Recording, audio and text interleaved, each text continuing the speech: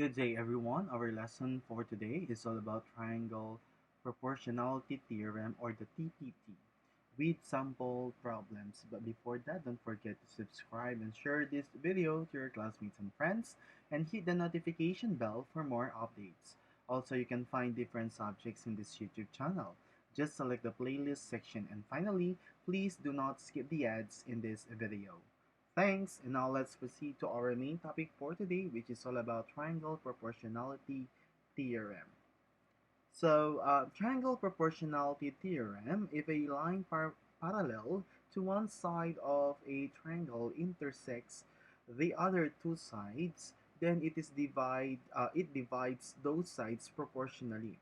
So, halimbawa daw is mayroong sa isang triangle na yan, ay mayroong isang line, no, na nandito, na nag-intersect, or should I say, dinivide niya yung triangle into two triangles. We have triangle ABC and triangle DBE.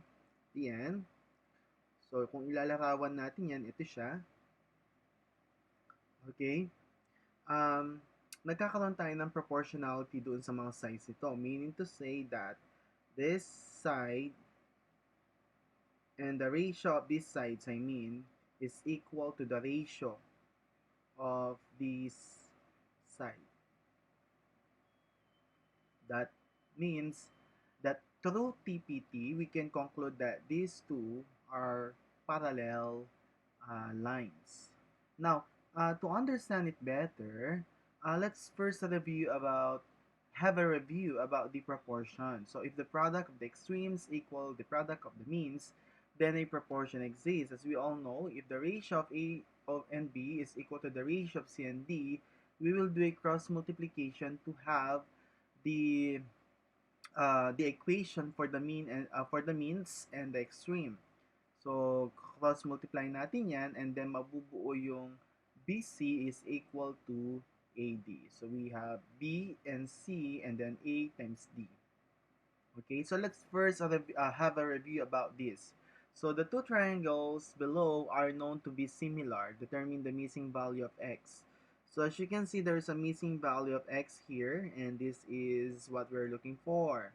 So, given yung ratio ng 7.5 and 5, so, parehong sides dapat, okay?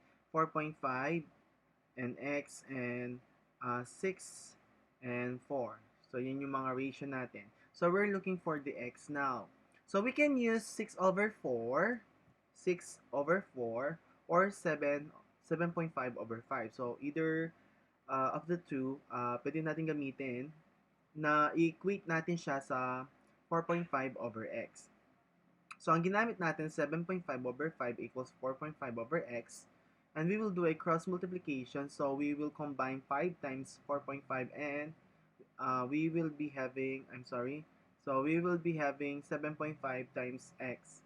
So, multiply the two. So, we will be having 22.5 equals 7.5. Then, divide both sides by 7.5 to cancel 7.5 in the x. So, i-divide natin ng 7.5 both sides para makancel ito at matira na lang yung x. So, ang magiging answer natin is 3. Therefore, yung missing side kanina is equal to 3.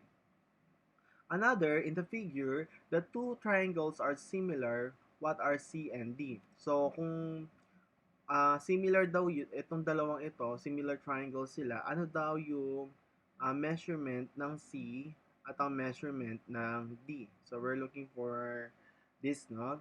So, para maintindihan nito, ang gagawin lang natin is that we will equate the 10 and 5 since pareho silang hypotenuse. So, the ratio of 10 and 5, so 10 over 5, equals, let's solve first the letter C, C over 4. So, that is C over 4, no? So, it is equal to C over 4, the ratio of 10 over 5. Then, i-ano lang natin sila, i-cross multiply. So, ayan. So, we have 10 times 4, we have 40, and 5 times C, we have 5C. Divide both side by 5 para makancel si 5 at matira lang si C. So, we have 8 equals C. Okay, did you get it? Now, let's have another one. For letter D naman, we can still use 10 over 5, but at this point, we will equate this to the ratio of 6 over d. Okay, then cross multiply, so we have 5 times 6, 30, and 10 times d, 10d. Divide both side by 10 to cancel 10 and to have d para matira lang yung d, and d is equal to 3. Okay, so therefore the value of d is equal to 3, no? Ito yung value ng ating d. So now let's have this the TPT, or the triangle proportionality theorem, and we are done with the review. So in this portion, we're looking for the line segment, or the length of the line segment. Okay, given yung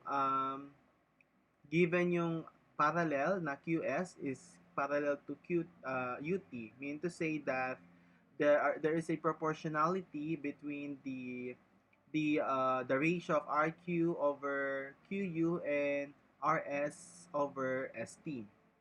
So we can solve that. Since given naman yung RS natin, which is equal to 4, ST is 6, and QU is 9. So what's the length of RQ? So we're looking for the segment RQ. Ano kaya ang kanyang value? So we will first make an equation about this. So we have, this is ST. Bumaba lang yung T natin. No? So, okay, listen na natin ito. So RQ over QU. So that's the ratio, equals the ratio of RS over ST. So that's the ratio. And then substitute lang natin. So we have RQ, the missing RQ. And then we're looking for, we have RS actually, that is 4. ST is equal to 6 and QU is equal to 9. So we can do, instead of multiplying each side by 9 and simplify, we can do cross multiplication, the same thing that we've done in the proportionality. So nag-extreme at saka means tayo. So 6 times RQ is 6RQ, right? So we have 6RQ equals 9 times 4. 9 times 4 is 36. So to cancel 6 in the RQ, just divide both side by 6. Okay, so we can cancel this. What is now 36 divided by 6, and that's 6. So this is correct. Okay. Another is find the length of YZ. So provided that the lines are parallel for the lines of, the line segment VZ and WY. So these are parallel, and given the sides which are proportional to one another, wherein the ratio of QW over WB is equal to the ratio of XY over YZ. So this is now the, using triangle proportionality theorem, we have this equation based from the given triangle. Just substitute the given, so we have 44 over 35 and 36 over YZ. Okay, so we just substitute the given, so we have this one, and then cross multiply this one and also this one. So by doing this, we will be having an answer of 44. I think that's 44 YZ, right? Equals, what is 36 times 35? Can you compute it for me? 36 times 35. Did you get it? Did you get your answer? So the answer is 1,260. So by using your calculator, you can just simply solve the division, or the quotient. So 1,260 divided by 44. So we will divide both sides by 44. So ano kaya magiging quotient natin upon answering this division? Ang answer natin is, in a fraction form, this is 315 over 11. But in a decimal form, the answer should be 28. Okay, 28.64. We will round off it to nearest hundredths. So we have 64. Okay, so that is our answer for the measurement of the line segment, or the length of the line segment YZ, which is 315 over 11, or 28.64 in decimal form. Did you get it? Okay, now Another example, so determine whether PS is parallel to QR. So first, we need to prove that there is a proportionality. May proportionality between the sides of the triangle. Okay? So yun ang ipoprove natin to say that the that this side, okay, is parallel to this side, no? Kailangan ma-prove natin that there is a proportionality. So ang gagawin natin is we will solve first the PQ over PN. That's PQ is equal to 50 and PN is equal to 90. So solve it and round off it. We will be having the lowest, the simplest form 5 over 9. And for the RS naman, we have 40 and SN is equal to 72. And then simplify.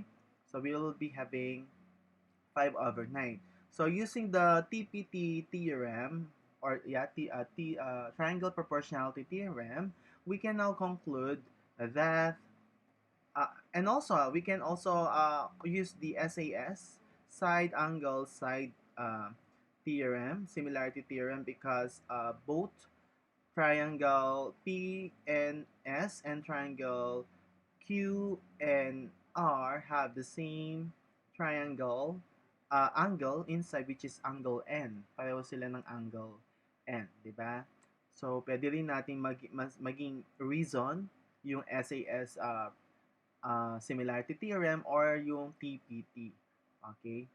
Yung triangle proportionality theorem to say that the two lines or two segments are parallel to one another um, using their sides, no? Using the sides of the given intersect triangles. Okay, so because PQ over PN is equal to RS over SN, we can now conclude that PS is parallel to QR. So, ganun lang siya kadali, di ba? Basta ma-prove natin that equal yung kanilang equal yung may proportionality between PQ over PN and RS over SN. We can prove na parallel yung kanyang or yung kanilang sides, no, yung mga line segments nila. Okay? So that's all about for the lesson of similarity, specifically the triangle proportionality theorem with sample problems. With that, thank you very much for your listening.